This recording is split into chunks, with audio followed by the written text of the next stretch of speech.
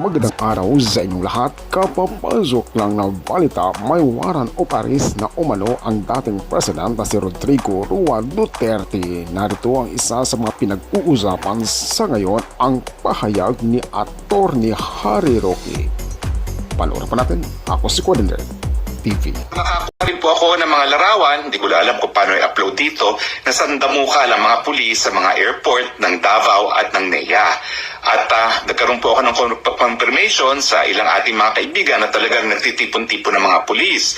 Now, nakatanggap din po ako ng report, galing po sa isang reporter, no, na meron daw po talagang warrant of arrest ang ating Presidente Digong pero hindi po galing sa ICC. Ito po daw ay para sa kaso na incitement to sedition. Pero ito po ay off the record, ay pa magpakilala ng aking source, no?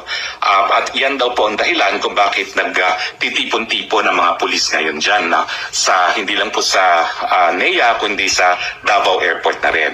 Ulitin ko po, ang report na umabot sa akin ay ang warrant of arrest daw ay dahil sa incitement of sedition at hindi po ito warrant of arrest galing sa ICC. Bagamat kinakailangan talaga antayin natin ang araw ng Lunes para ma-verify natin kung meron nga talagang warrant of arrest galing sa ICC ang ating Presidente Digong.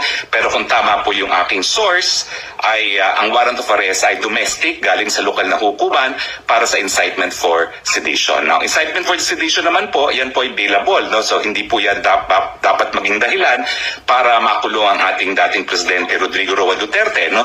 Pero dahilan po ito para mabahala ang lahat, no?